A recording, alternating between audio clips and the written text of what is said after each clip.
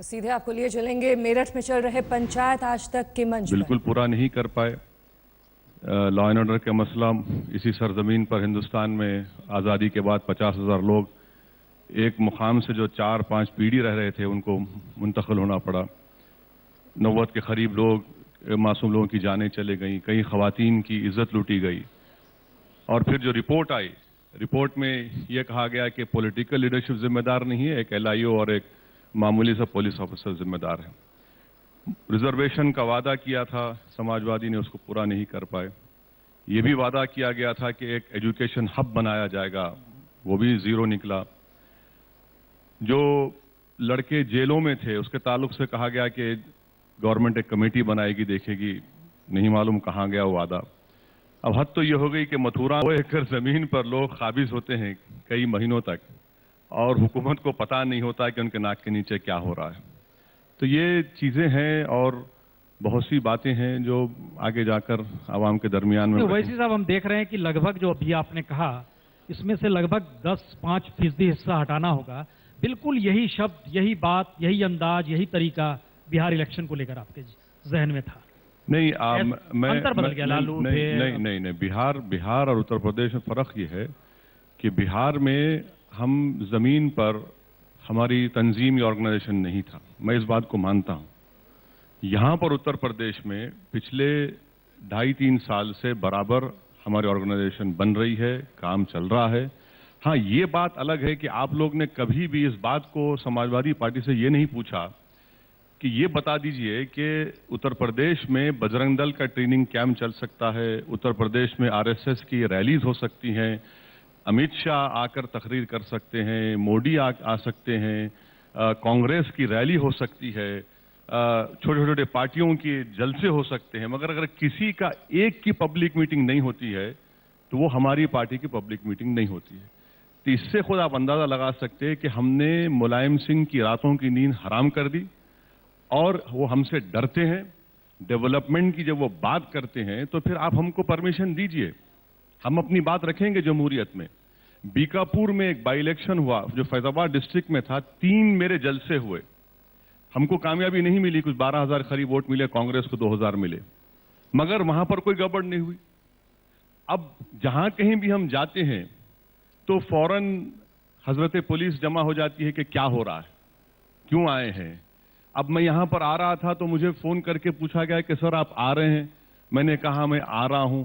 किस लिए आ रहे हैं तो मैंने कहा कि जाकर आपका और सरदेसाई साहब से पूछिए, उन्होंने मुझे दावत दी है। आने 3-4 सवालात फोन पे कर लिए कि क्यों आ रहे हैं, क्या वजह है। मैंने कहा कि रोक लीजिए, हम आपके मेहमान बन जाएंगे, लेकर जाइए हमको अगर ऐसा है। तो यही एक मिजाज बन चुका है समाजवादी का यहां पर कि सबको रैली का परमिशन मिल सकता है मगर कोई एक पार्टी को नहीं मिल सकता है। तो हमारा और कई SP हैं, कलेक्टर्स हैं, वो हाथ उठा देते हैं, बेबसी का इजहार करते हैं, कहते हैं कि सर हम क्या करें।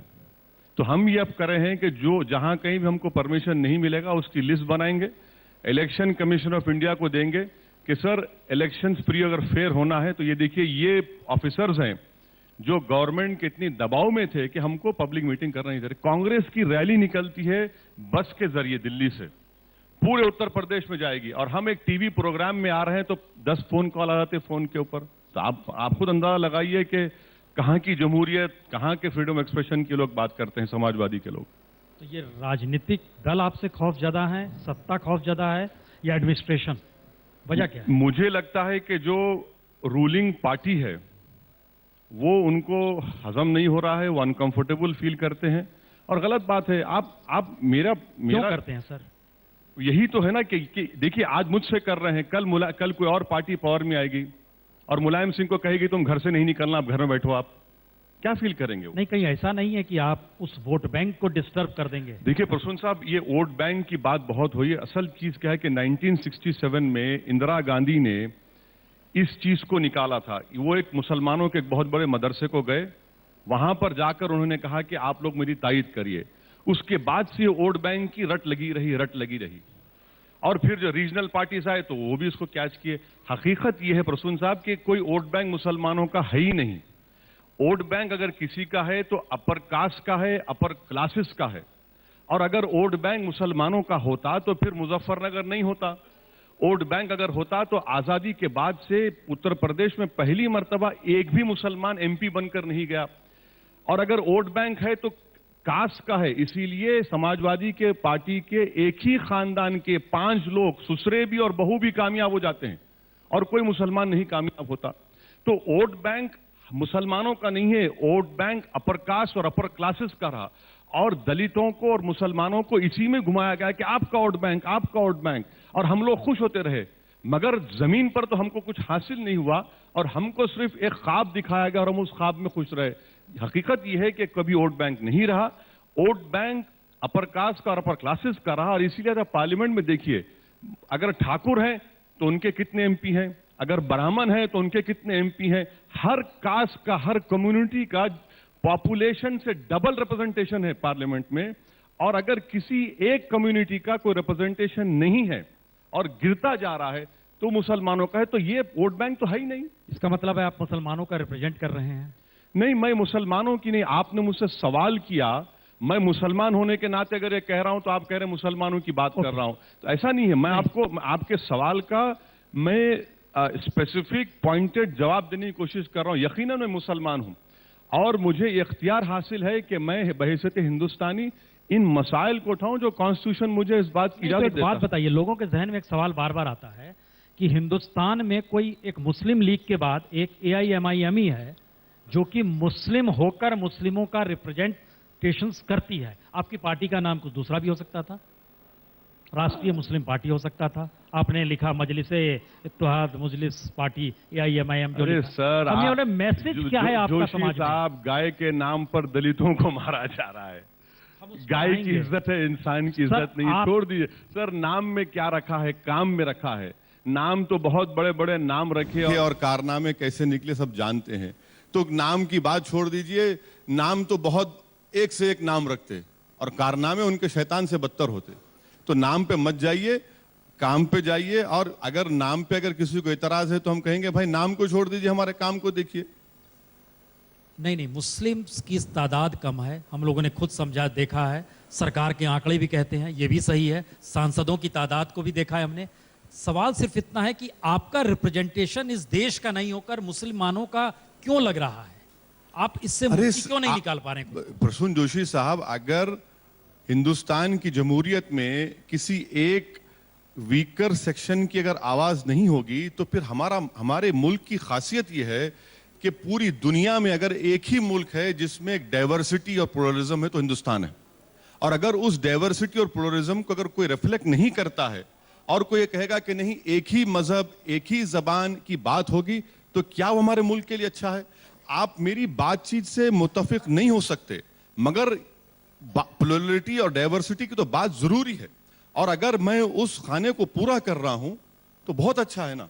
आपको पूरा इख्तियार है कि आप मेरी बात से मुत्तफिक मत होइए, मगर मुझे तो अपनी बात रखना पड़ेगा, क्योंकि यही तो हिंदुस्तान की खुसूसियत और खूबसूरती है कि इसमें डाइवर्सिटी है और प्लुरलिज्म है, जिसको रिफ्लेक्ट करना जरूरी है। दूसरे पार्टीज ये चाहते हैं कि नहीं, आपकी डाइवर्सिटी और प्लुरलिज्म रिफ्लेक्ट नहीं होगा, आप हमारे पीछे पीछे चलते रहिए। बस आपकी जरूरत इफ्तार पार्टी के वक्त होगी, ईद मिलाद का फंक्शन होगा, गले मिल लेंगे, और फिर ख्वाजा अजमेरी रहमतुल्लाह अलैह का उर्स होगा तो आप चादर बिछा दीजिए। अरे भाई, चादर तो बिछा रहे हैं, मेरे बिस्तर पर चादर नहीं है, मेरे पैर में चप्पल नहीं है, मुझे बैंक से लोन नहीं मिलता, 50,000 लोग उखड़ कर चले गए। ये तमाम जो इश्यूज हैं वो कभी सामने नहीं आते और हमको खुश किया था कि आपका वोट बैंक है। अरे वोट बैंक कहां पर है? ना असल बैंक के खाते खुलते हैं, ना उस बैंक में पैसे हैं, और हमको कहते हैं वोट बैंक है आपका। तो मैं कहां तक इसमें ये लॉलीपॉप के लिए खुश होता रहूं? तो उत्तर प्रदेश की जमीन पर ओवैसी और आजम खान में अंतर क्या है? नहीं, वो बहुत बड़े आदमी है भाई, मैं गरीब आदमी हूं, खलंदर आदमी हूं, वो बहुत बड़े आदमी हैं। आप क्यों मुझे उनसे मिला रहे हैं? मैं जमीन का आदमी हूं, वो बहुत ऊंचे मुकाम पर हैं, मेरे को क्यों मिला रहे उनसे आप? नहीं, आपने चूंकि बात की कि हर धर्म की मौजूदगी, हर जमहूरियत का जिक्र आप ही ने किया, तो हमने सोचा आजम खान का नाम ले लिया जाए। नहीं, वो क्या अंतर है, ऐसी क्या स्थिति? नहीं, मैं एक फकीर आदमी हूँ, मैं एक छोटा आदमी हूँ, मैं कमजोर आदमी हूँ। वो बहुत बड़े आदमी हैं, वो रूलिंग पार्टी के ताकतवर मिनिस्टर हैं, और वो जैसा कहते हैं हर SP कलेक्टर उनकी बात को सुन लेता है, और वो मुजफ्फरनगर के इंचार्ज मिनिस्टर थे और इतना बड़ा कांड हो गया तो वो बड़े हैं। वो मुजफ्फरनगर के इंचार्ज मिनिस्टर थे, 90 लोग मारे गए, वो बड़े आदमी हैं।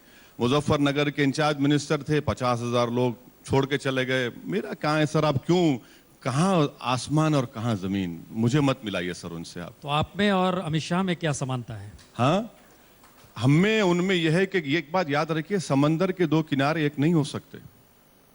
समंदर के दो किनारे एक नहीं हो सकते और हम उनके सामने उनसे कहते आए हैं और कह रहे हैं कि उनकी जो आइडियोलॉजी है वो मुल्क को कमजोर करेगी और वो आरएसएस की आइडियोलॉजी है, वो गोलवालकर की आइडियोलॉजी है, सावरकर की आइडियोलॉजी है, जिसको अमली रूप देना चाहते हैं। ये उनमें फर्क है। मैं हिंदुस्तान की डाइवर्सिटी और प्लुरलिज्म की बात करता हूं, वो हिंदू राष्ट्र को बनाने की बात करते हैं। यानी आजम खान महत्वपूर्ण इसलिए हैं क्योंकि वह मुजफ्फरनगर देख रहे थे और उनके इशारे पर डीएम और एसपी काम करते हैं। अभी भी करते हैं। अमित शाह इसलिए महत्वपूर्ण है क्योंकि वह हिंदू राष्ट्र का सपना देख रहे हैं। अरे अमित शाह ही चला रहे हैं हुकूमत, अमित शाह ही चला रहे हैं। बादशाह के दरबार में जो 5 लोग हैं उसमें से वो भी शामिल हैं। तो इन राजाओं के बीच में रंग क्या करने आ रहा है यूपी में? इन बादशाहों के बीच में एक सिपाही खड़ा है जो अपने हक के लिए लड़ रहा है और उनके सामने खड़े होकर लड़ रहा है। और हो सकता है कि मुझे कामयाबी मिले ना मिले, मगर कम से कम कल जब तारीख लिखी जाएगी तो मौरिख लिखेगा कि हाँ, एक आदमी उठा था जो मनचला था, जिसने इन तमाम बादशाहों के आगे खड़े होकर लड़ा। ये तारीख में क्यों नहीं लिखा जाएगा कि एक ऐसा व्यक्ति उठा था जिसने किसी का घाटा ना किया, किसी को लाभ दिला दिया? हो सकता है सर, मगर आप बताइए, मैं वही तो कह रहा हूं, मेरा वोट बैंक ही नहीं है ना। अगर मेरे बैंक में कुछ होता तो मैं खर्चा करूंगा, मेरा वोट बैंक ही नहीं है, इसीलिए मैं बगैर जेब में कुछ रखे आगे बढ़ रहा हूं। तो आप दूसरों के बैंक में सेंध क्यों लगाने आ गए? दूसरों के बैंक में बहुत ज्यादा नहीं, दूसरों का बैंक इतना बढ़ चुका है कि बाहर के मुल्कों के बैंकों में भी उनका अकाउंट है। तो हम चाह रहे हैं कि उनका वजन कम हो, उनका वजन कम होना जरूरी है, वरना उनका जब तक वजन कम नहीं होगा हमको हमारा हिस्सा नहीं मिलने वाला है। और ये लोग यही समझते कि भाई ये कोई हमारी हैसियत ही नहीं है ना, हमारी हैसियत ही नहीं है। इनका मानना यह है कि कहां जाएंगे हमको छोड़कर, हम ही हैं इनके आका, हम ही हैं इनके मुकद्दर के फैसले हम करेंगे। हम इनसे कहना चाह रहे हैं कि भाई जमहूरियत है, कोई ये यहाँ पर कोई ऐसा निज़ाम नहीं है कि जो हमारे पड़ोसी मुल्क में चलता है कि भाई जब चले जा रही बात नहीं हो, जमहूरियत है। और हम यकीनन उनको सियासी तौर पर उनसे लड़ेंगे और उनका नुकसान करेंगे और उस गरीब आवाम का फायदा करेंगे। हमारा जाती फायदे के लिए हम नहीं लड़ रहे हैं, कोशिश नहीं कर रहे हैं। यानी गरीब आवाम सत्ता में तो आ नहीं पाएगी ना, सत्ता में तो कोई पॉलिटिकल पार्टी आएगी। यकीनन जो भी सत्ता में आएगी उन मजलूमों की आवाज और उनके मसाइल की तर्जुमानी करना, यह बहुत बड़ा काम होता है। तो बिहार में मजलूमों की नुमाइंदगी करते हुए आप सामने निकल कर आए। बिहार में मैंने इकरार किया शुरू में आपके सवाल का, फिर से दोहरा रहा हूं कि हमारी ऑर्गेनाइजेशन वहां पर मजबूत नहीं थी, मगर मुस्तकबिल के लिए तो हमने अपनी बुनियाद वहां पर डाली है।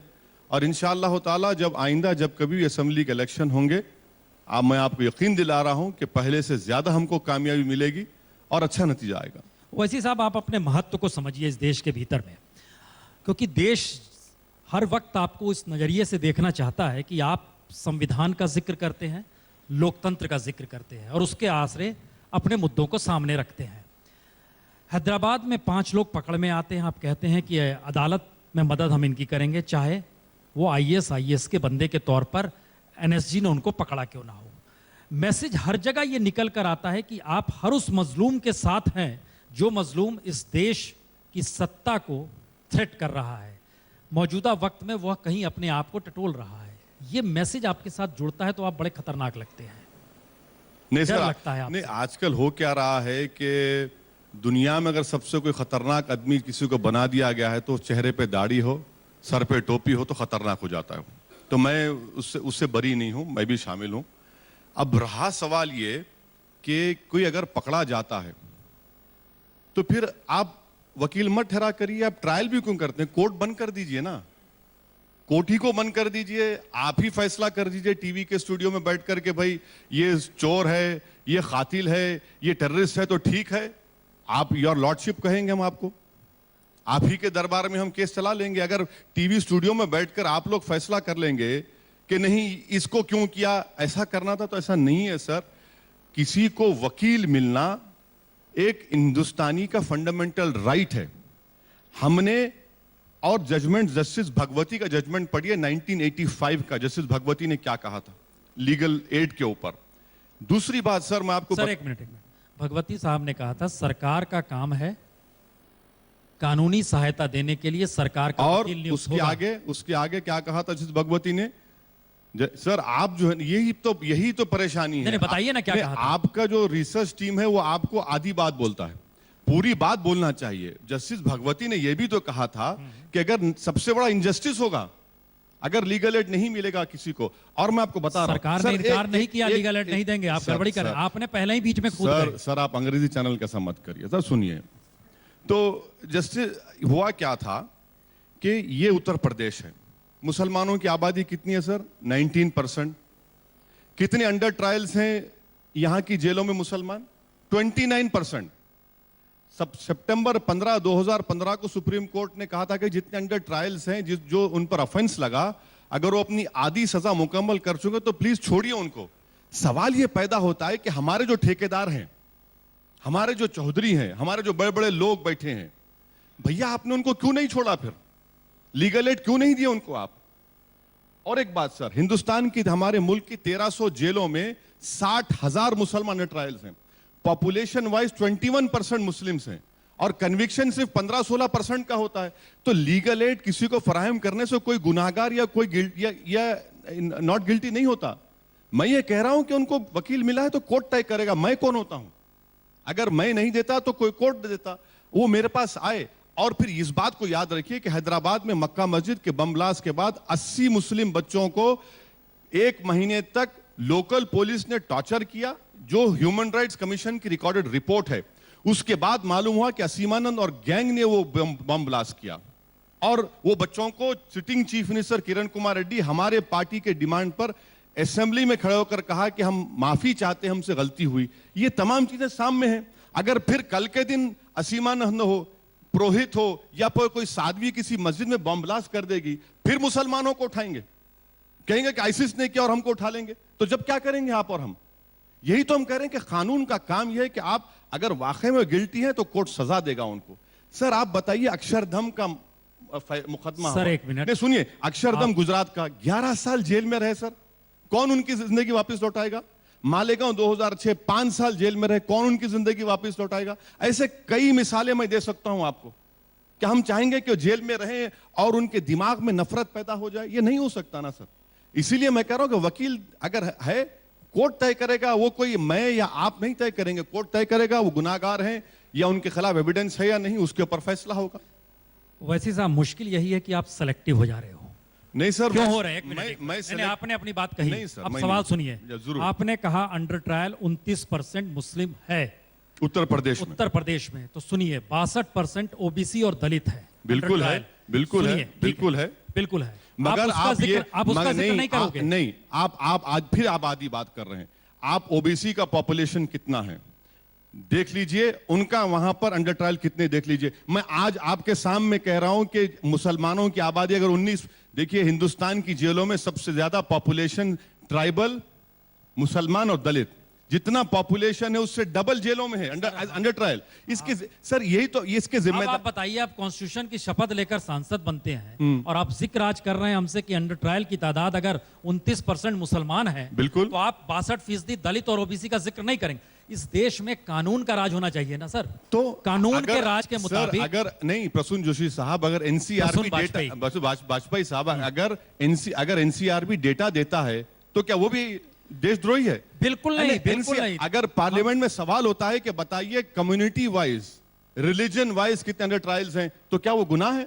मैं आपसे बता ये रहा हूं कि जो आबादी मुसलमानों की है उससे डबल ट्रिपल, वेस्ट बंगाल में 27% मुसलमानों की आबादी और वेस्ट बंगाल के जेलों में कितने मुसलमान हैं? 50% हैं अंडर ट्रायल्स। आप जब मुसलमान का जिक्र करते हैं तो कॉन्स्टिट्यूशन भूल जाते हैं और मुसलमान पे हमला होता है तो कॉन्स्टिट्यूशन का जिक्र करते हैं। हमारा सवाल यह है, अगर मक्का में वहां पर धमाका होता है, अगर हैदराबाद में धमाका होता है, इस देश के भीतर 12 धमाकों में तकरीबन 220 मुसलमानों को पकड़ा जाता है, वो आप याद रखते हैं, लेकिन बाकी जगहों पर आप बताइए कि अच्छा, कानून को काम करना चाहिए, आपको ये बोलना चाहिए सर। एक मैं आपको बता रहा हूं कि दलित, ट्राइबल और मुसलमान ये लोग कितने बेकसूर करार दिए गए, रिकॉर्ड नहीं करार दिए गए। अरे मैं बता रहा हूं ना, मैं आपको यही तो कह रहा हूं, दूसरे कम्युनिटीज को इतना उनसे नहीं होता तकलीफ, ये दलित, ट्राइबल, मुसलमान से क्यों होता है हमको बताइए। और फिर जब कन्विक्शन आता है तो वो 7, 10, 9% का डिफरेंस क्यों हो जाता है।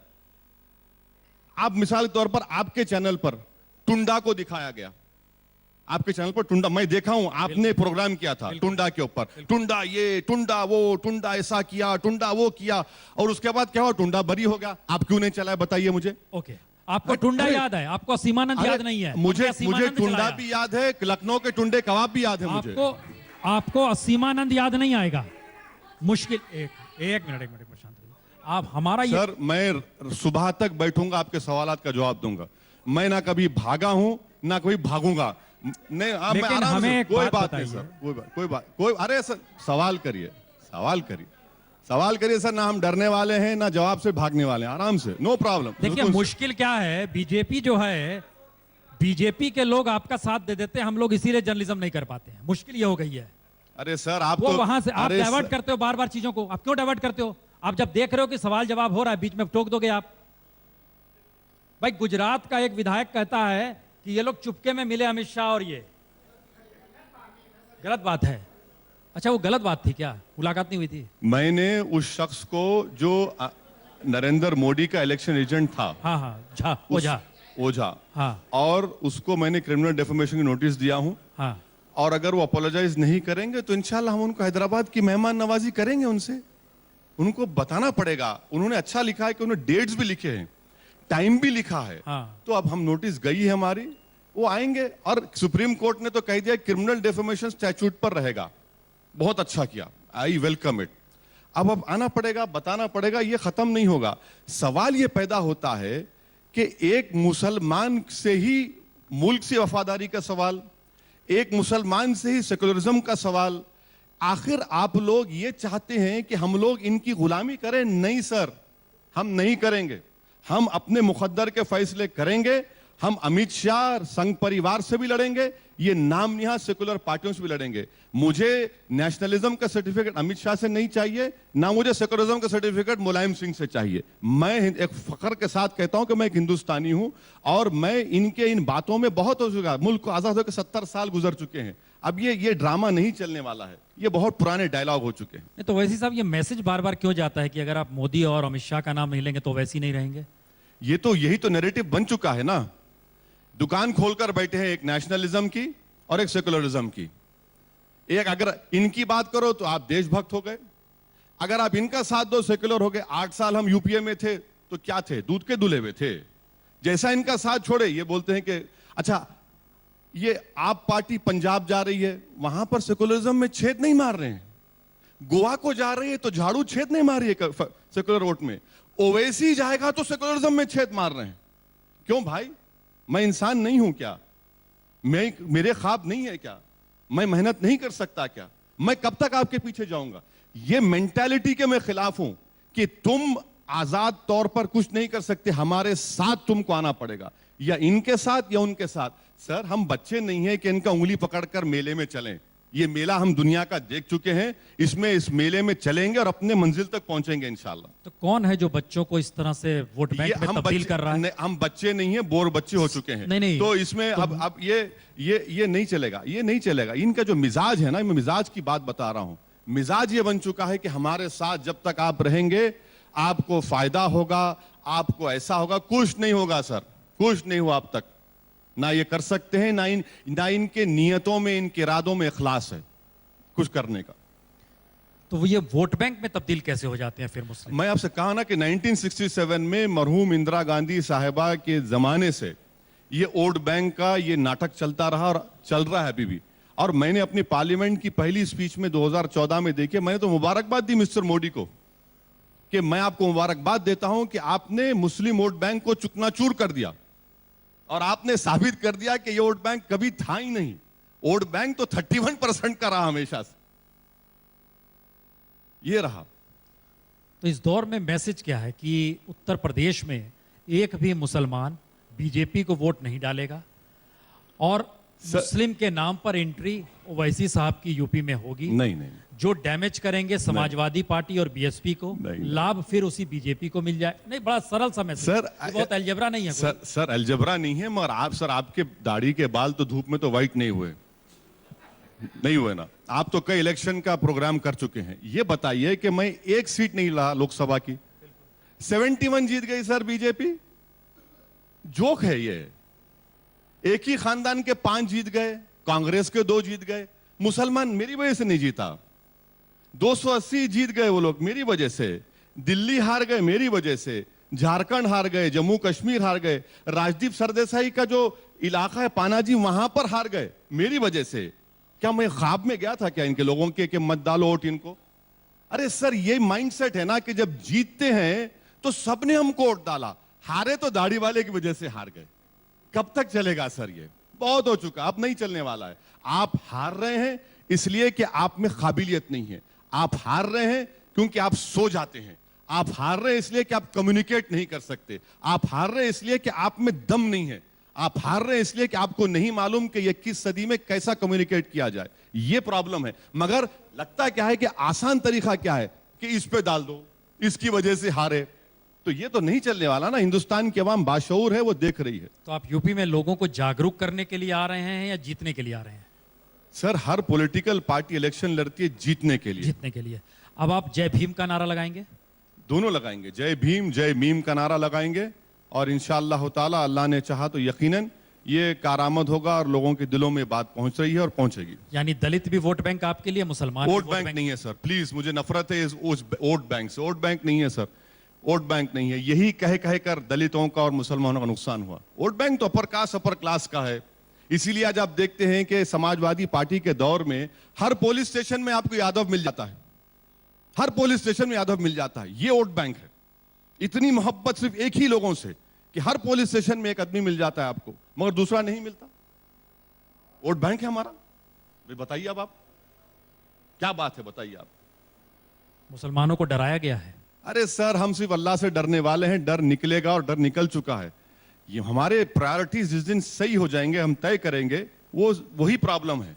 डरते डरते नहीं है ये लोग, डराते नहीं कोशिश करते हैं। मगर अब का जो जनरेशन है, यूथ है, वो डरने वाला नहीं है, वो हरगिज डरने वाला नहीं है। वो ये चाहता है कि मुझे अपॉर्चुनिटी दो, मैं हिमालयों के पहाड़ तक अपने जाकर अपने ख्वाबों को पूरा करूंगा। हम यही चाह रहे हैं कि डेमोक्रेसी में उन लोगों को, कमजोर तबकात को एक अपॉर्चुनिटी मिले, चाहे पॉलिटिकल हो, एजुकेशनल हो, सोशल हो, और वो अपॉर्चुनिटी। और हमारी जमहूरियत की एक रियलिटी है कि जिसके पास नंबर्स हैं उसी के काम होते, जिसके पास नंबर्स नहीं है उसका काम सिर्फ ये होता है कि बस एक सेल्फी ले लो, फोटो ले लो और लोगों को घर में जाके बताओ कि देखो अम्मी मैंने मिनिस्टर के साथ फोटो ले ली।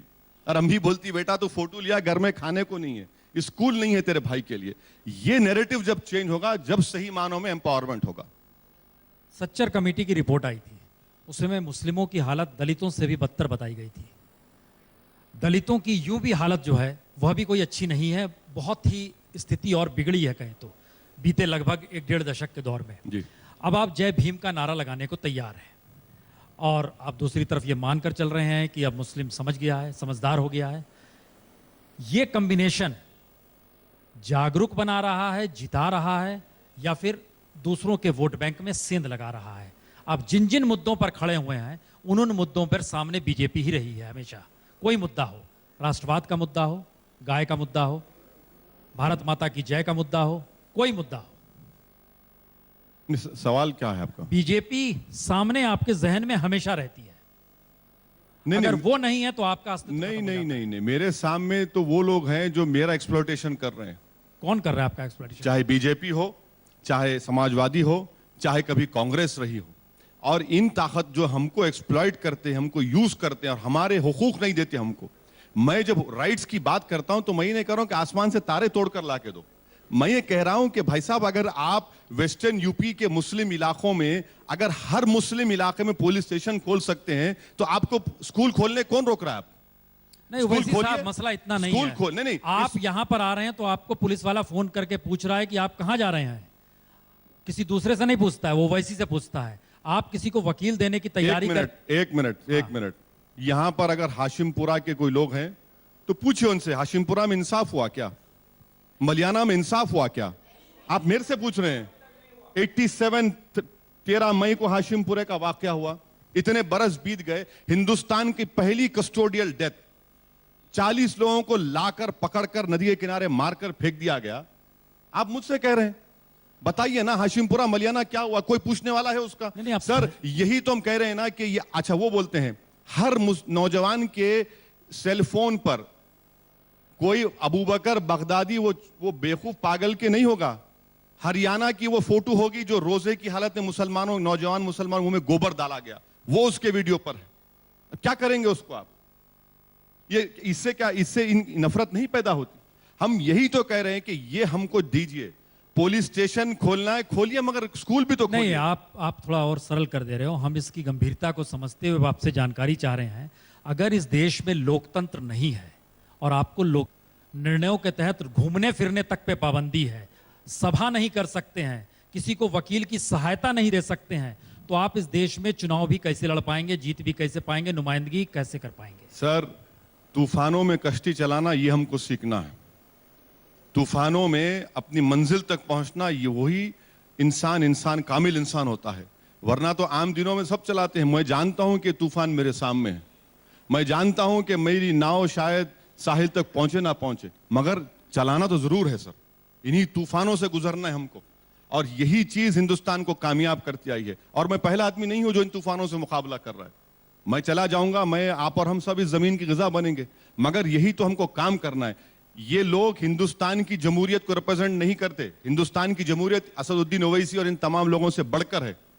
हिंदुस्तान का कॉन्स्टिट्यूशन बहुत बड़ा मुल्क है, और ये लोग तो जो कब्जा करके बैठे हैं, इनको हटाने की जरूरत है। और इनको बताना पड़ेगा कि अवाम की ताकत क्या होती है। अवाम चाहे तो तुमको तख्ते पर ला भी सकती है और सुला भी सकती है, और होगा एक दिन, ये आने वाले असेंबली इंतखाबात में आप देखेंगे। आपको लगता है उत्तर प्रदेश का चुनाव उस दिशा में जा रहा है? उत्तर प्रदेश की अवाम तंग है समाजवादी पार्टी से। उत्तर प्रदेश की अवाम 2 साल से जो दिल्ली में सल्तनत है, उसके जो बादशाह हैं वो कुछ नहीं कर पाए, तो उत्तर प्रदेश की अवाम एक बेहतरीन फैसला करने वाली, मुझे उसका पूरा यकीन है। सेवक को बादशाह कह रहे हैं सर ऐसा है ना, देखिए कल म्यूनिक में 10 लोग मारे गए, हमारे बादशाह ने फौरन ट्वीट करके मजम्मत की। गुजरात ऊना में दलितों को मारा गया, बादशाह सलामत ने ट्वीट नहीं किया। कश्मीर में 45 से ज्यादा हिंदुस्तानी मारे गए, बादशाह सलामत ने ट्वीट नहीं किया। बादशाह सलामत ने तो म्यूनिक के ऊपर ट्वीट कर दिया सर। अब क्या बताएं आपको?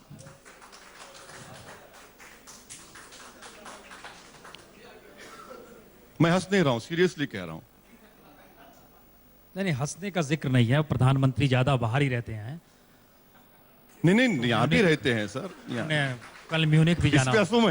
नहीं, कोई केस तो नहीं बुक हो जाएगा मुझ पर देशद्रोही का? नहीं, कोई केस नहीं हो जाएगा, लेकिन सवाल उलट के वहीं पर बार बार दस्तक आप ही के दरवाजे पर देता है। इस देश की मुश्किल ये है, मुलायम के दरवाजे पर नहीं देगा, अमित शाह के दरवाजे पर नहीं देगा, वो ओवैसी के दरवाजे को ही ठकठका के पूछेगा कि जनाब आप जब आते हैं तो समाज में तलखी आ जाती है, गुस्सा आ जाता है, आक्रोश आ जाता है, सांप्रदायिक स्थितियां तेज होने लगती है। गुस्सा किसको आता है? जो इख्तिदार की कुर्सियों पर चिपक कर बैठे हैं, उनको जो तकलीफ होती है ना, उनको गुस्सा आता है। मगर जो जिसकी आंखों में आंसू हैं, जो तकलीफ का शिकार है, वो देखता है कि हाँ कम से कम ये एक मेरे 10% मसाइल की तर्जुमानी कर रहा है।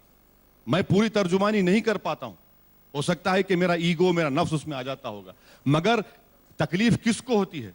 उन लोगों को होती है कि हम जब बातें करते हैं तो उनको लगता है ये क्यों बोल रहा है, क्योंकि ये आदत इनको हो चुकी है खुशामद की। इनको आदत हो चुकी है कि लोग थालियां मारे इनको आदत हो चुकी है कि लोग देखें तो खड़े हो जाएं। ये नहीं होने वाला है सर, हम सब बराबर हैं। अब हम ना खड़े होंगे बल्कि इनके सामने खड़े होकर अपना हक लेंगे। ये मिजाज लोगों के दरमियान में पैदा करने की जरूरत है, यही हमारे मुल्क को कामयाब करेगा। ये हम आजाद हो चुके हैं सर, अंग्रेज भाग चुका है, खत्म हो चुका है।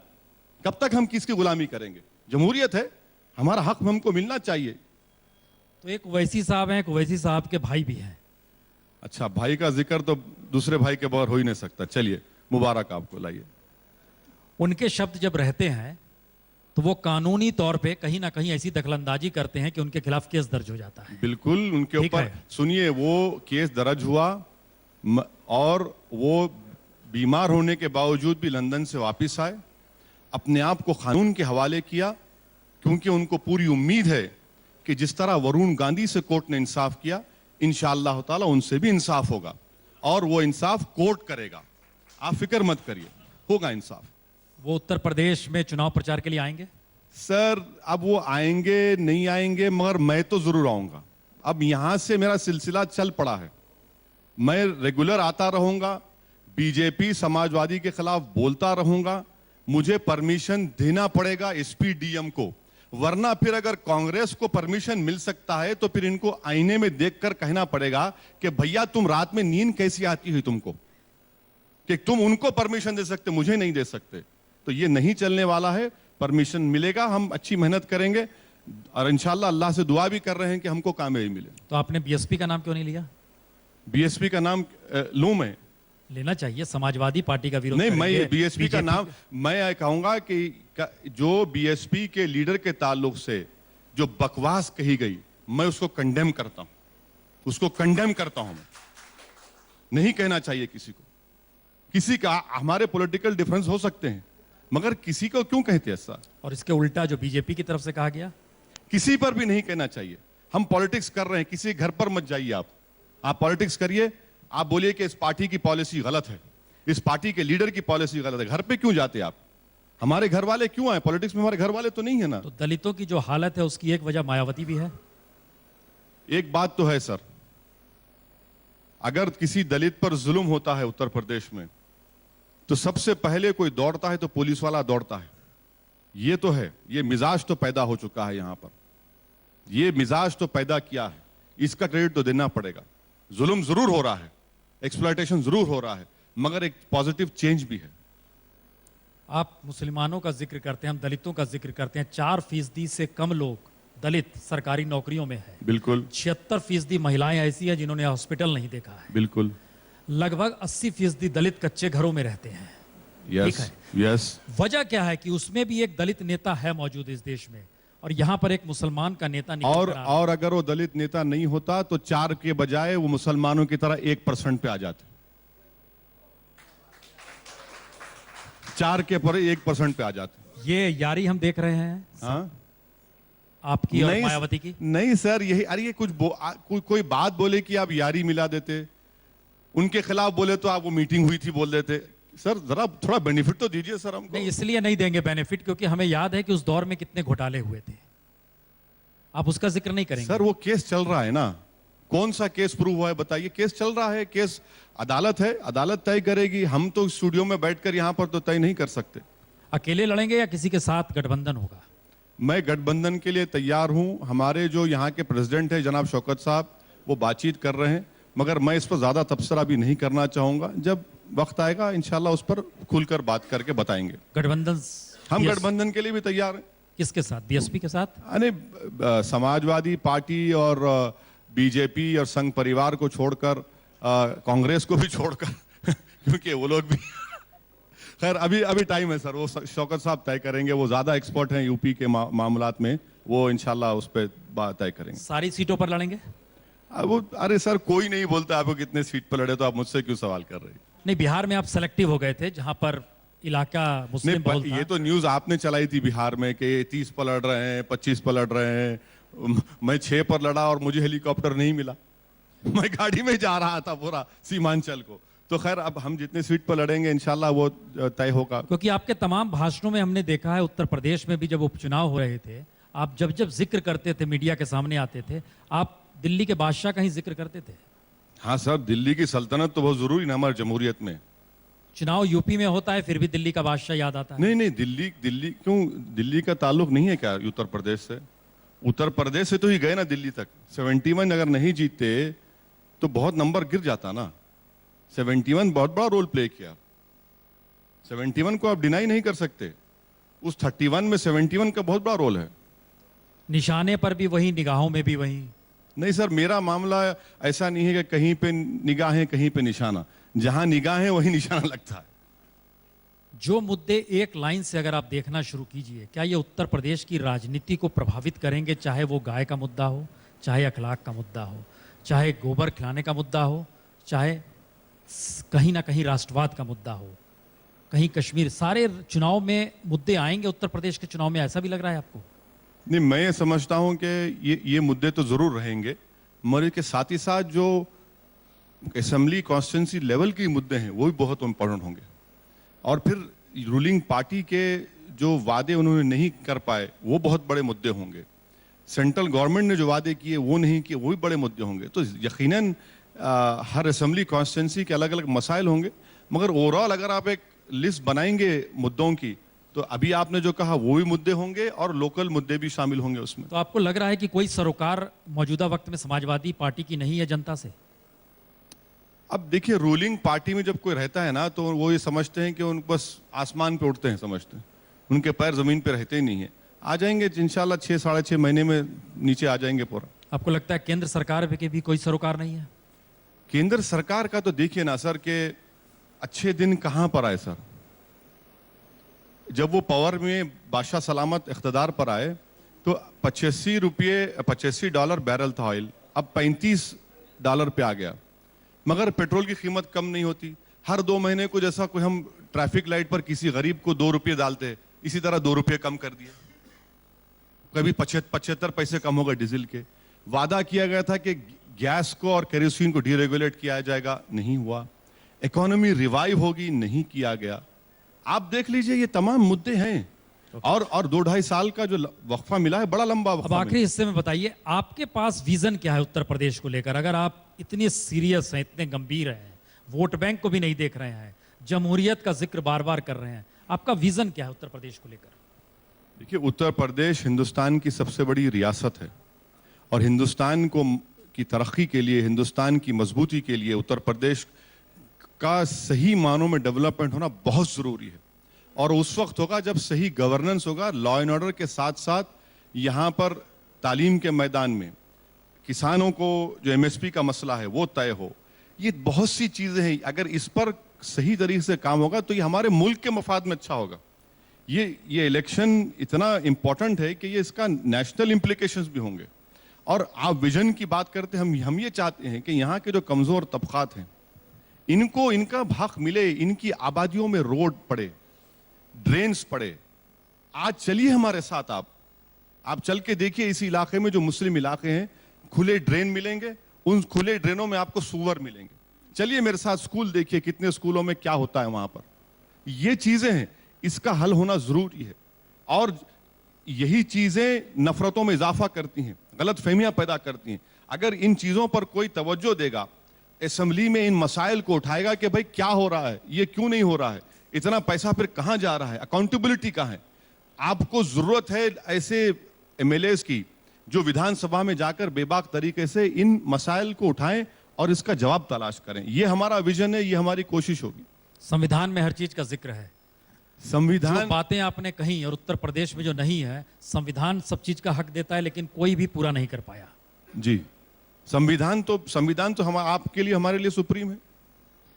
3 चीजों का जिक्र उत्तर प्रदेश की राजनीति में होगा: मुजफ्फरनगर, कैराना, अखलाक, चौथा मथुरा, जिसका जिक्र आप कर रहे थे। फेलियर है सिस्टम का या कानून का राज नहीं होना है, या फिर सत्ता की मनमर्जी है?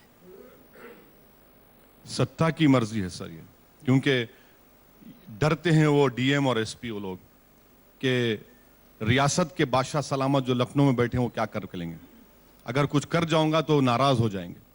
तो यही चीज है, यही चीज उनको रोकती है इंसाफ करने से, और इसी से ही ये तमाम बुराइयां कहिए या नफरतें पैदा होती। उन बादशाह सलामत में संयोग से आजम खान भी। अब सर बड़े लोगों की फिर बात आप- क्यों कर रहे हैं सर? उनका नाम लेते ही आप बड़े लोग जिक्र करते हैं। कहाँ सर, आप कहाँ, मैं जमीन वो आसमान छोड़ दीजिए ना, बड़े हैं वो, बहुत बड़े हैं हमारे से। मैं नहीं कुछ बोलूंगा उनके बारे में।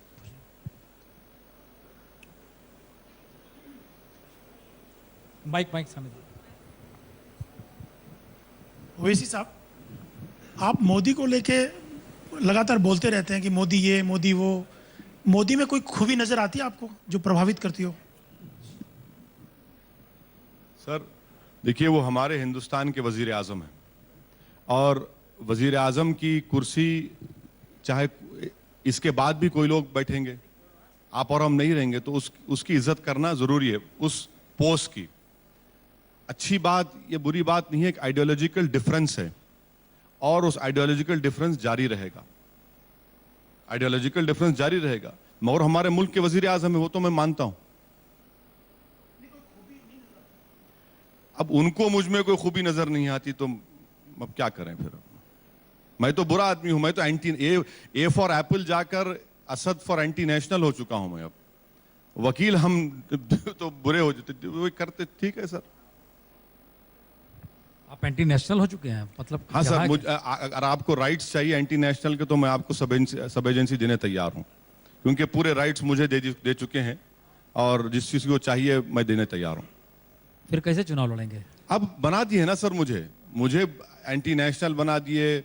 नहीं, वो एंटी नेशनल इसलिए बनाते हैं कि वो खुद नेशनलिस्ट हो जाएं। हाँ, वो तो दूध के धुले हुए हैं, नेशनलिस्ट नहीं, है। हिंदू राष्ट्र तभी होगा जब सामने वो वैसी नजर आएगा जो कि धमकी देता हुआ नजर आए। नहीं सर, हिंदू राष्ट्र नहीं बन सकता, ये कॉन्स्टिट्यूशन सुप्रीम है। आप हमारे कॉन्स्टिट्यूशन के बेसिक स्ट्रक्चर को एक नहीं 10 मोदी भी छेड़ नहीं सकते, इतना याद रखिए आप। ये हमारा कॉन्स्टिट्यूशन इतना मजबूत है। जी, ये बताइए असदुद्दीन ओवैसी, आपका दुश्मन नंबर 1 कौन है इस लड़ाई में? लगता है आप एक तरह से हिंदू और मुस्लिम का जो डिवाइड है उसको और भी बढ़ा रहे हैं, इसलिए मैं आपको पूछ रहा हूं आपका एनिमी नंबर 1 कौन है?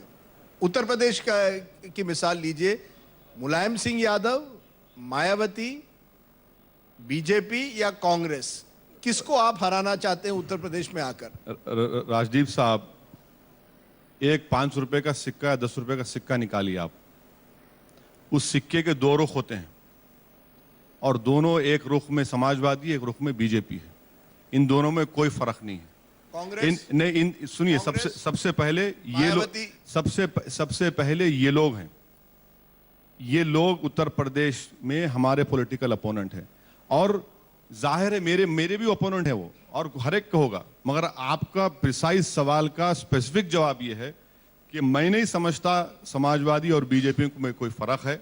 समाजवादी मुसलमानों को बीजेपी का डर दिलाती है और बीजेपी ये कहती है कि देखो ये तमाम के तमाम जो है ये इस तरह के एंटी नेशनल है या फिर गड़बड़ करेंगे। सर, आप भी बीजेपी का डर दिला रहे हैं लोगों को। आप भी नरेंद्र मोदी को एक तरह से गब्बर सिंह बना के इस प्रोग्राम पे दिखा रहे हैं कि जैसे मुसलमान डर जाए मोदी से और आपकी तरफ आ जाए। नहीं सर, आप में और समाजवादी पार्टी में फर्क क्या है? समाजवादी डराती है, हम कह रहे हैं कि दोनों से मत डरो, सिर्फ अल्लाह से डरो। दोनों से उम्मीद मत रखो, कॉन्स्टिट्यूशन से उम्मीद रखो और अब के बार सही वोट का डालकर सही फैसला करो।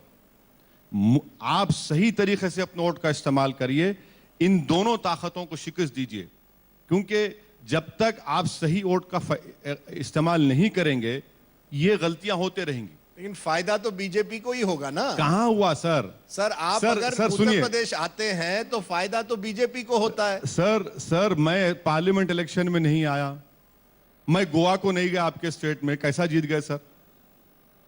बताइए ना सर कि क्या मैं कोई सुपरमैन हूं कि उड़ के कभी पानाजी में उतर गया तो कभी लखनऊ में उतर गया? मैं नहीं हूं सर जिम्मेदार।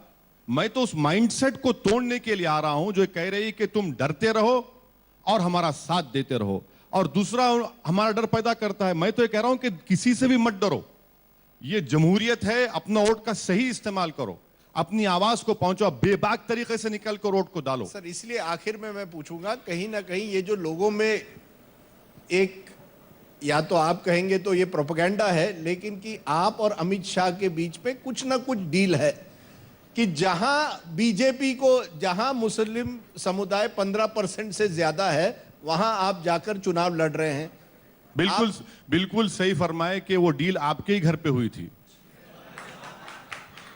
आपके ही घर पे लंच हुआ था, वेजिटेरियन लंच था। आपने कहा कि नहीं वो बैठे हैं वेजिटेरियन है, तो मैं आपके ही साथ खाया था। आप ही जिम्मेदार हैं उसके, वो डील आप करवाए थे, मैंने ही करवाया था। मैं तो आपकी मोहब्बत में फिदा हो गया। सर, अब आप मुझ पर ऐसा इल्जाम लगा रहे हैं जहां मुझको आप पर क्रिमिनल डेफेमेशन लगाना पड़ेगा। सर, आपको इंटरव्यू नहीं मिलता है तो आप मुझसे कह रहे हैं सर, क्या है सर?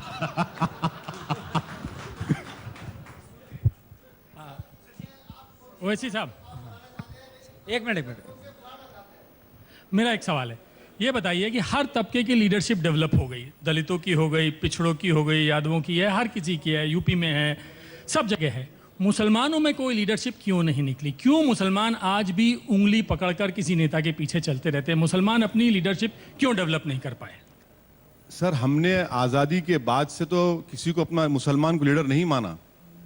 हमने नेहरू को अपना लीडर माना, हमने इंदिरा गांधी को अपना लीडर माना, हमने मुलायम सिंह को अपना लीडर बनाया, लालू को बनाया, कभी एनटी रामाराव को बनाया, कभी शरद पवार को बनाया।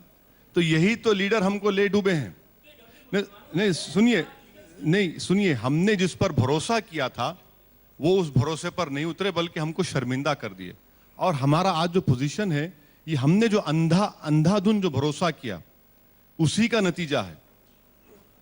नतीजा है जो हमारी आज इतनी पीढ़ियां गुजरने के बावजूद भी हमको इसका खमियाजा भुगतना पड़ रहा है। इसीलिए मैं कह रहा हूं कि मैं लीडर नहीं बनना चाह रहा हूं, बल्कि आप बनिए लीडर। हम आपके पीछे काम करेंगे। इनको छोड़िए, इन लोगों की उंगली नहीं पकड़ना है, इनके गिरेबान को पकड़कर पूछना है कि हमारा हक क्यों नहीं दिया आप। अब उंगली नहीं, इनके गिरेबान को पकड़ना पड़ेगा, और यही तब्दीली लाना पड़ेगा हमको अवाम के मिजाजों में। जी सर, आपसे मैं एक सवाल करना चाहता हूं। आपने समाजवादी पार्टी और भारतीय जनता पार्टी को एक सिक्के के दो पहलू बताया है। इनमें किसका काम आप बनाना चाहते हैं, किसका काम बिगाड़ना चाहते हैं? मैं दोनों का काम बिगाड़ना चाहता हूं, दोनों का। ठीक। सर मैं एक सवाल पूछना चाहूँगा।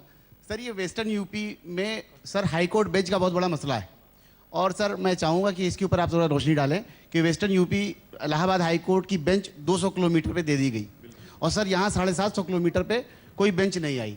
मैं आपसे गुजारिश करूँगा, इस पर क्या आप कुछ करना चाहेंगे? आपकी बात बिल्कुल सही है सर, एक अलहदा बेंच बनना ज़रूरी है। इससे जो जस्टिस सिस्टम है, जो केसेस का जो पाइलअप हो रहे हैं, वो बहुत हद तक उससे आपकी बात से मुत्तफिक हूँ। वो मैं आपके साथ हूँ, और मुझसे जो कुछ भी हो सकेगा मैं कोशिश ज़रूर करूँगा। ओवैसी साहब, अभी आपने जो है जितनी भी देर आपकी बातें सुनी हैं, उसमें एक चीज़ आई है कि मुस्लिम कमज़ोर है। एक आपने रमज़ान में जो गोबर खिलाने वाली बात की। आप चुनाव में उतर रहे हैं, सपा पे आरोप लगाया कि वो मुसलमानों को बीजेपी का डर दिखाती है, बीजेपी पे लगाया कि वो हिंदुओं को मुसलमानों का डर दिखाती है। लेकिन अभी जो पूरी तरीके से आप करने जा रहे हैं, कहीं आप भी तो डर नहीं दिखा रहे हैं, क्योंकि आप एक पक्ष को लगातार प्रस्तुत कर रहे हैं, जबकि यहाँ की अगर स्थिति देखें तो अभी कांवड़ यात्रा शुरू होने जा रही है, सावन का महीना शुरू होने जा रहा है। तो यहाँ ऐसे भी कई गांव हैं जो मुस्लिम बहुल हैं, जहाँ मंदिरों के घंटे नहीं बजते हैं, शाम को आरती नहीं होती है, उस तरीके के प्रतिबंध वहाँ लगा दिए जाते हैं। अगर एक घटना को आप इस तरीके से प्रचारित कर रहे हैं, तो कहीं आप बंटवारे की तो प्रयास नहीं कर रहे हैं आप भी? सर, मैं आपको से मेरी गुजारिश आपसे ये है कि मुजफ्फरनगर का जिम्मेदार मैं हूं क्या, या मेरी तकारीर है?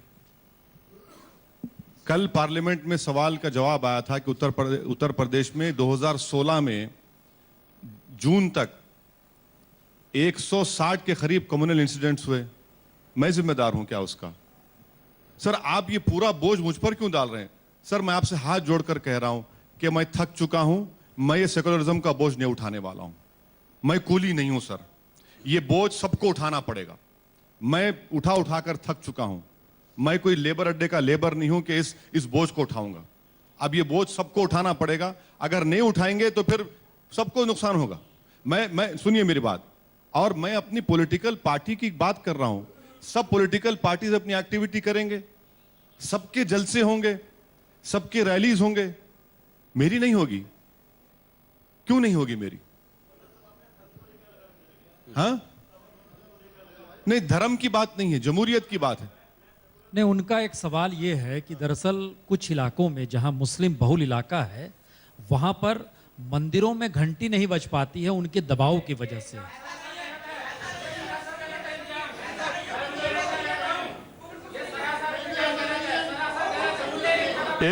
अच्छा देखिए, एक मिनट रुक तो जाइए। अच्छा सुनिए, हाँ, इसका मतलब ये हुआ कि वो सवाल पूछने का हक नहीं है उसको। वही तरीका हो गया।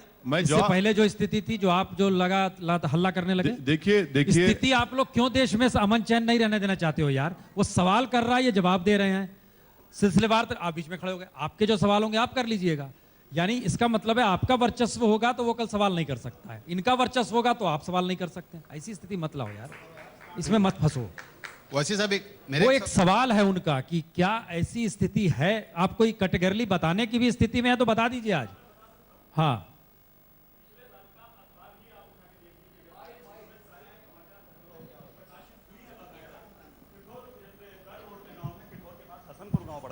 हसनपुर गांव पड़ता है, उसमें हुआ है। अब्दुल्लापुर के पास एक गांव था, वहां पे शोभा यात्रा नहीं निकालने दी गई। ठीक है। अब ये सवाल है कि जहां पे, अरे वो भी सही है यार, वो भी सही है, आप सही बोल रहे हो। यही तो बात है कि इस देश की सियासत जो है, जिसका भी वर्चस्व होता है, जिसकी जीत होती है, वो दूसरे को दबा, इससे कैसे आप पार लगाओगे? मजहबी आज़ादी, फ्रीडम ऑफ रिलीजन हमारे कॉन्स्टिट्यूशन में फंडामेंटल राइट है, और वो किसी एक मजहब के लिए नहीं है, सबके लिए है। वो लोकल एडमिनिस्ट्रेशन की जिम्मेदारी है कि इस फंडामेंटल राइट सबको मिले, और एडमिनिस्ट्रेशन का काम यह है कि वो हिंदू मुसलमान ना देखे। ये फंडामेंटल राइट सबको मिलता है और मिलना चाहिए, इसको कोई नहीं छीन सकता। ये मेरा जवाब है।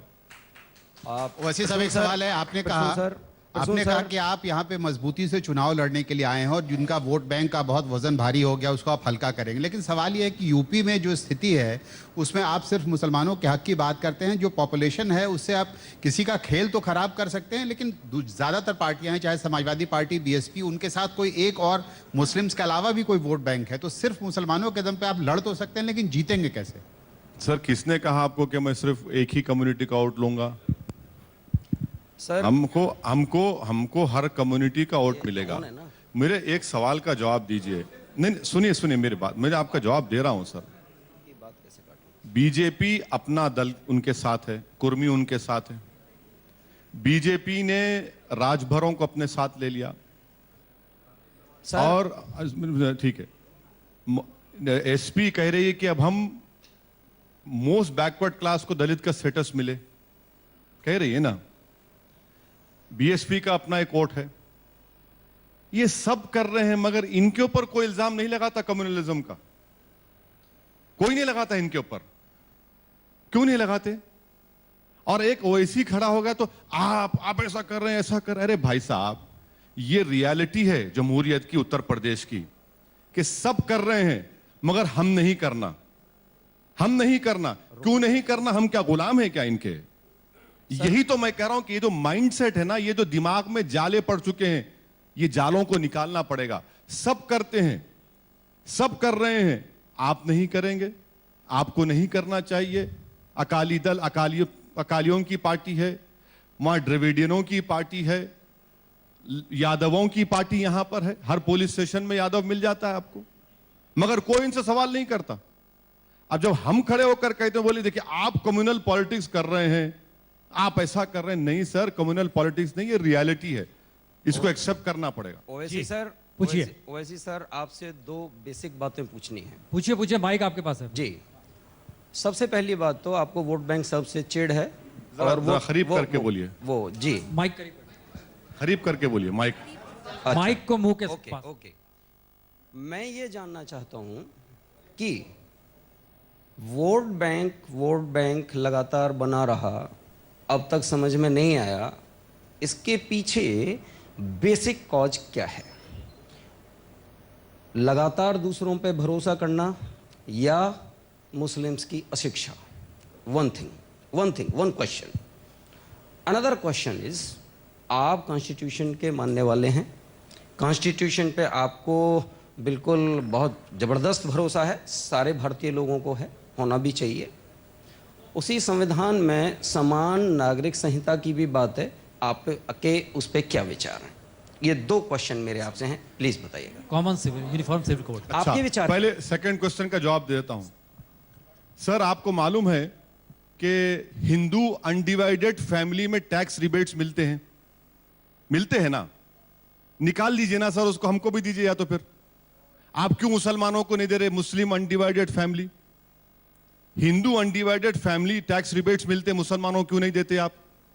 दूसरी बात, हमने नागाओं से हमने अभी फ्रेमवर्क ऑफ एग्रीमेंट किया, एग्रीमेंट भी नहीं किया, उसको हम पब्लिकली ला नहीं सकते।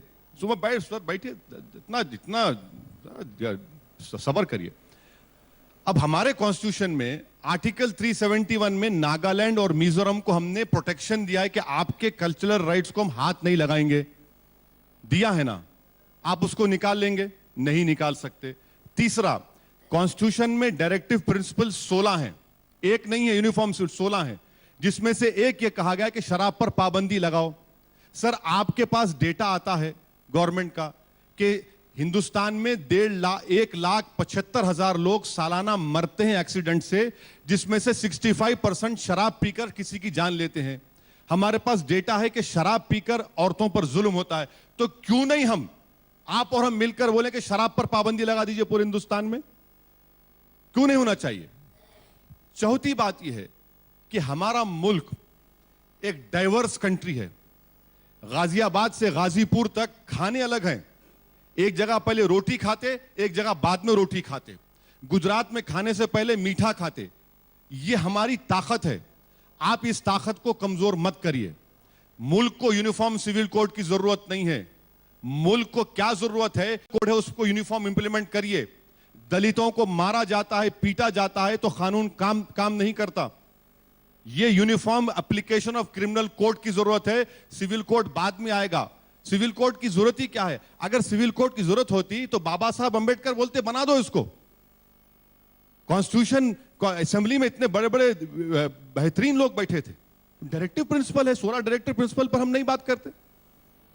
वोट बैंक की वजह अशिक्षा है या? बोल चुके हैं ना सर, पहला ही सवाल आपका हो चुका हो। सर, मेरा सवाल बहुत आसान है, सिंपल है। आप बार बार जमहूरियत की बात कर रहे हैं, बार बार आप भारतीय संविधान में आस्था की बात कर रहे हैं, फिर आप ये क्यों कह रहे हैं कि हम सिर्फ अल्लाह से डरते हैं और अल्लाह से ही डरो? आप ये क्यों नहीं कहते भारतीय कानून से भी डरो? बिल्कुल, जब मैं आपसे कह रहा हूं कि आप उस वक्त तक अच्छे मुसलमान नहीं बन सकते जब तक आप अच्छे इंसान नहीं बनेंगे। अगर आप अच्छे इंसान बनेंगे तो अच्छे मुसलमान बनेंगे। और मैं आपसे ये भी कह रहा हूं कि हम जिस मुल्क में रहते हैं उस मुल्क के कानून की पाबंदी करना हर मुसलमान का अवलीन फरीजा है। हम कानून को नहीं तोड़ सकते, कानून के पाबंद रहना पड़ेगा। तीसरी बात, इसीलिए तो मैंने आईसिस को कहा था कि ये जहन्नम के कुत्ते हैं। सर, मेरा एक क्वेश्चन है। अभी कुछ दिन पहले आपके संबंध एक समाचार आया था कि इसमें कुछ लोग पकड़े गए थे, संदिग्ध लोग थे, तो उसमें आपने कहा था मैंने वकील और लीगल सहायता उपलब्ध कराएंगे। तो लेकिन आपने एक वर्ग से संबंधित लोगों के लिए बात कह दी, ठीक है, आपकी नज़र में जो भी उचित होगा, लेकिन आपके क्षेत्र में और भी लोग बहुत सारे ऐसे जेल में बंद होंगे जो अंडर ट्रायल होंगे, जो संदिग्ध लोग होंगे, सब क्या उनके लिए भी कभी आपने ऐसा कहा? सर, मैं आपको मेरे खर्चे पर हैदराबाद ले चलता हूं, मेरे ऑफिस में बिठाता हूं, और आप खामोशी से बैठकर देखिए जितने लोग मेरे ऑफिस को आते, मैं रोज 200-300 लोग से मिलता हूं मैं। आप उनसे पूछ लीजिए कि भाई ये इंसान क्या है, ये क्या करता है, ये पूछता है कि तुम्हारा मजहब क्या है। आप प्लीज, मैं आपको रिक्वेस्ट करूंगा, आप मेरे पास आइए हैदराबाद को, मेरे ऑफिस में बैठिए, खामोशी से बैठकर हर किसी से पूछ लीजिए, और आपको आपके सवाल का जवाब मैं यहां देने के बजाय वहां जरूर मिल जाएगा आपको। और आप आकर जोशी साहब को बता देना, वाजपेयी साहब को। सर, आप आजम खान का नाम लेने से बचते हैं और उनके नाम पर कोई जवाब भी नहीं लेते। क्या बोला आपने? आजम खान के नाम पर सर चुप हो जाते हैं अक्सर और बातों को टाल देते हैं। मैं रामपुर जिले से बिलोंग करता हूं। मैं सर से पूछना चाहता हूं कि अगर उत्तर प्रदेश में आप चुनाव लड़ेंगे अभी, तो क्या आप रामपुर आकर रैली करना चाहेंगे? आप इलेक्शन लड़ने तैयार हो तो मैं टिकट दूंगा सर। आप आइए, आप बिल्कुल रेडी। शौकत साहब, नाम लिखिए इनका। जनाब, मैं एक बात पूछना चाहता हूँ, आप हमेशा आपकी जो बातचीत सुने और आपके हमेशा चर्चे सुने, आपका हमेशा एक ही निशान रहता है और अपना आप ये भी कबूला भी है उसको, मुस्लिम मुस्लिम मुस्लिम। आप भारत के संविधान की बहुत इज्जत करते हैं, उसकी बात भी करते हैं, होनी भी चाहिए। परंतु आपके छोटे भाई ने कहा था 24 घंटे मेरे को दे दो, हिंदुस्तान की पुलिस को हटा दो कि मैं हिंदुस्तान के पूरे हिंदुस्तानियों को, हिंदुओं को खत्म कर दूंगा। इसका आपने क्या किया? अपने भाई को पार्टी से निकाला? आपने कुछ किया? आपने कह दिया कोर्ट जवाब देगा।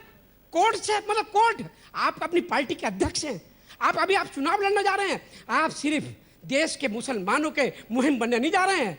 आप महाराष्ट्र में भी लड़े, आप बिहार में भी लड़े, उत्तर प्रदेश में भी आप लड़ रहे हैं। आप ये जवाब दे दीजिए, आपने अपने भाई को पार्टी से निकाला और कब निकाल रहे हैं आप, और कब हिंदुस्तान के 121 करोड़ 127 हिंदुस्तानियों की इज्जत आप कब करना जानेंगे, इसका जवाब दे दीजिए। सर पानी पियेंगे जरा आप? नहीं, मैं पानी पिलाता हूँ, पीता बहुत कम हूँ।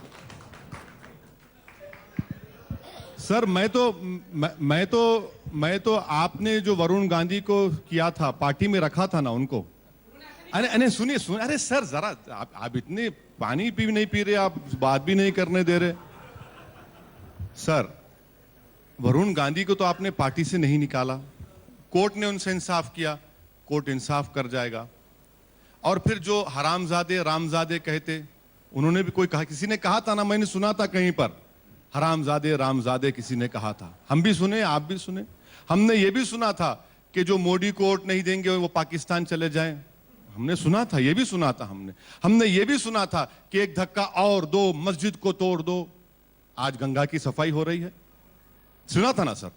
हमने ये भी सुना था कि इन कटुओं को काट दो महाराष्ट्र में, और उनको स्टेट फ्यूनरल दिया गया। सर ये देखिए तमाम चीजें हैं। मैं आपसे रिक्वेस्ट कर रहा हूं कि कोर्ट का जो फैसला आएगा वो हम तमाम के सर आंखों पर होगा। रहा सवाल कि मैं हिंदुस्तान की इज्जत नहीं करता, सर मैं आपकी दुकान पर कब हाजिर हूं सर्टिफिकेट के लिए बताइए, मैं कब हाजिर हूं? क्योंकि आप दुकान खोलकर, आप अपनी पार्टी के अध्यक्ष हैं, उसका सवाल है। नहीं ठीक है। हाँ जी पूछिए। हाँ ओवैसी साहब, मैं एक बात आपसे पूछना चाहती हूँ कि आप हमेशा केवल मुस्लिम मुस्लिम मुस्लिम, आप उस भारत के वासी हैं, आप उस हिंदुस्तान के वासी हैं जहाँ पर हिंदू मुस्लिम सिख ईसाई सभी बड़े प्रेम और सहयोग के साथ, एकता के साथ रहते हैं। मैं एक बात आपसे पूछना चाहती हूँ कि जब हम इस धरती पर रहते हैं, इस भारतवर्ष में रहते हैं, तो हम भारत माँ की जय कहने में संकोच क्यों करते हैं? हम वंदे मातरम कहने में संकोच क्यों करते हैं? इस बात का आप हमें जवाब दीजिएगा। मैडम अफसोस की बात यह है कि 70 साल गुजर गए मुल्क को आजाद होकर, और जिन लोगों ने मुल्क की आजादी में हिस्सा नहीं लिया वो आज हमसे नेशनलिज्म की बात कर रहे हैं। सन 57 की जंग आजादी इसी सरजमीन से शुरू हुई थी, किसी नागपुर के फतवे पर शुरू नहीं की गई थी। यही मेरठ की सरजमीन थी जहां से अंग्रेजों के खिलाफ जिहाद का फतवा दिया गया था। और आज आप उन लोगों को जो अंग्रेजों के खिलाफ जिहाद लड़े करे और जिनकी लाशें दिल्ली से लेकर मौजूदा लाहौर के जितने झाड़ और पेड़ थे उन पर लटकती थी, आज आप उन्हीं के जानशीन से सवाल कर रहे हैं। मैडम मैं आपसे रिक्वेस्ट कर रहा हूं, सुनिए मेरी बात, हमें आपकी बात सब्र से सुना। 70 साल हो चुके हैं, 70 साल हो चुके हैं। खुदा के लिए हम पर शक क्यों करते आप? हम पर शक क्यों करते आप हम पर शक क्यों करते? मैं आपसे एक जवाब ही दे रहा हूं, मैं जवाब ही तो दे रहा हूं ना। इतना आप चीख मारने से तो जवाब नहीं मिलेगा ना आपको। अरे बैठ तो जा मैडम, मेरी माँ, मैं आपको मेरी माँ कह रहा हूं, बस मैं आपको मेरी माँ कह रहा हूं। अम्मा जी बैठ, थोड़ा सब्र करिए, बेटे को बोलने का मौका दीजिए। अरे अच्छा मेरी बहन, मैं आपकी उंगली से मैं डर रहा हूं। हो गया। बैठिए, बैठ जाइए। देखिए इस तरह से माँ नहीं कहूंगा, बहन कहूंगा, बस। देखिए सवाल का नंबर बदल सकता हूं मैडम, मैं ऐनक का नंबर बदल सकता हूं, सोच नहीं बदल सकता। नहीं ठीक है, ऐसा बिहेव मत कीजिए इस तरह से, मत शब्दों का। अरे सर हम समझ गए, आप हो गया ना, आप सवाल किया, आपका हक सिर्फ सवाल करना है। जी पूछिए जनाब।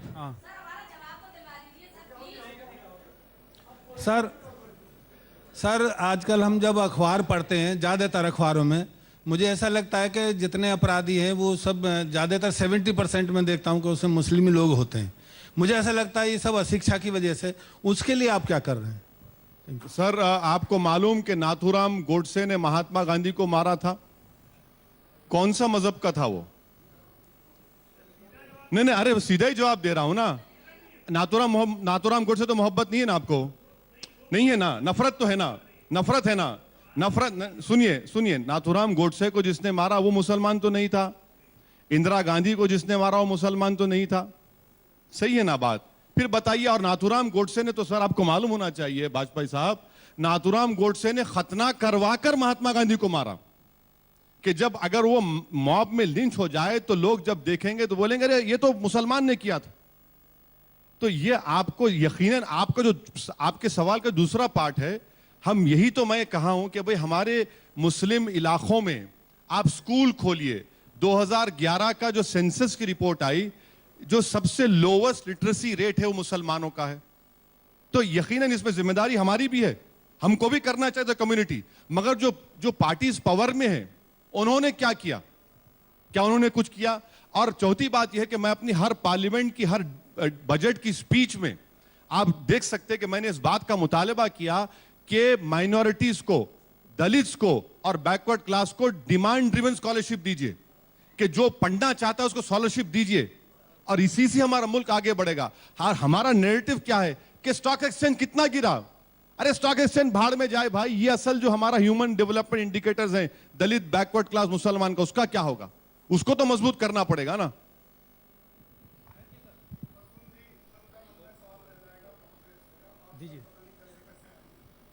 बार बार आएंगे, अभी तो लगा है सिलसिला आने का। आपका स्वागत है मेरठ में। मैं किसी राजनीति पार्टी से सीधा सवाल करें। बिल्कुल सीधा सवाल है, राजनीति पार्टी से नहीं हूं। ये कहना चाहूंगा कि हमारे यहाँ पर सभी भाई रहते हैं, हिंदू भी, मुस्लिम भी, सिख भी, ईसाई भी, आपस में सब एक दूसरे के घरों में जाते प्रेम पूर्वक रहते हैं। पूरे देश में छिटपुट की घटना होती रहती है। 100% में से 2-4% हर जगह लड़ाई झगड़े पूरे देश में होते हुए आए हैं, होते हुए रहेंगे। हम ये चाहते हैं कि जब से हम लोग सुन रहे हैं सिर्फ आप एक समाज के तबके की बात करें, आप सिर्फ समाज को बांटने की बात कर रहे हैं। उस समाज को ऐसा ना बांटे। आपको समाज को बांटना, समाज को आगे बढ़ाना तो सेवा के और बहुत कार्य हैं, जैसे श्री श्री रविशंकर जी कर रहे हैं, जैसे स्वामी रामदेव जी कर रहे हैं। आपको करना है तो इस तरीके से सेवा कीजिए, लेकिन इस तरीके से समाज को भ्रातृवाद में, जातिवाद में मत बांटिए। मेरी यही रिक्वेस्ट है आपसे। अब आप जवाब सुनिए। मैंने किसी रिवर के किनारे को पोल्यूट नहीं किया, किसी यमुना के, दरिया यमुना किनारे को पोल्यूट नहीं किया। और सुनिए, अब शायद मुझे भी टूथपेस्ट निकालना पड़ेगा बेचने के लिए। हाँ बिल्कुल, मैं भी कुछ क्रीम निकालूंगा। क्रीम नहीं, बिल्कुल अच्छा है सर, निकालेंगे निकालेंगे निकालेंगे सर। हमारी पॉलिटिकल आर्ट ऑफ लिविंग अलग है, वो आर्ट ऑफ लिविंग अलग है, ठीक है। बिल्कुल बिल्कुल, मैं आपके साथ हूँ सर, आपके साथ। माइक एक दे दीजिए इधर आगे।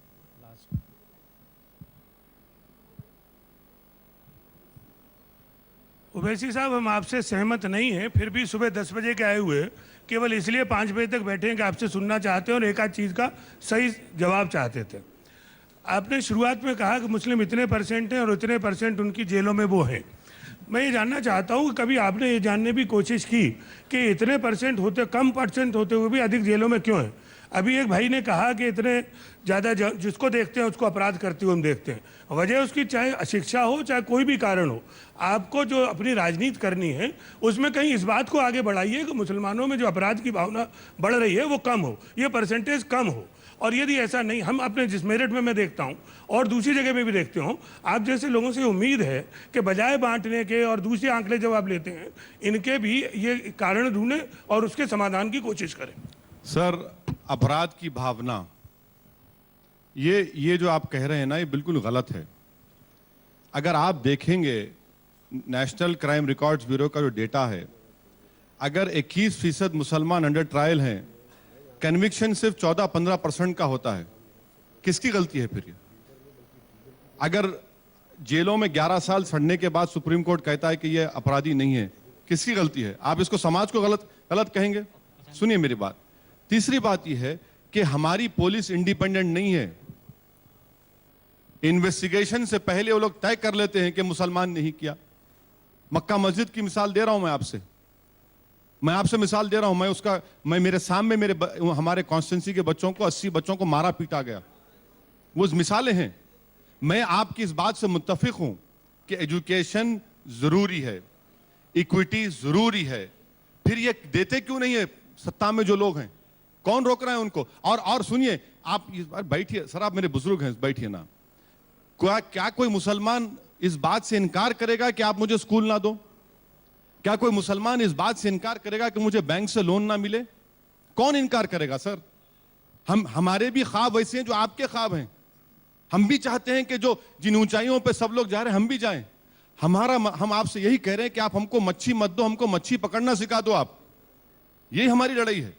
जिस दिन ये हो जाएगा यकीनन इंशाअल्लाह ताला हम हमारे मुल्क को बहुत ताकतवर करेंगे। ओवैसी साहब, हो गया नहीं आधी मिनट हो गया। अनुशासन पे रहें हम लोग, ठीक रहेगा। अब यूपी इलेक्शन के बीच में चेहरा कोई होगा आप लोग का? कोई चेहरा होगा? इतना बदनाम चेहरा है, और क्या चेहरे की जरूरत है?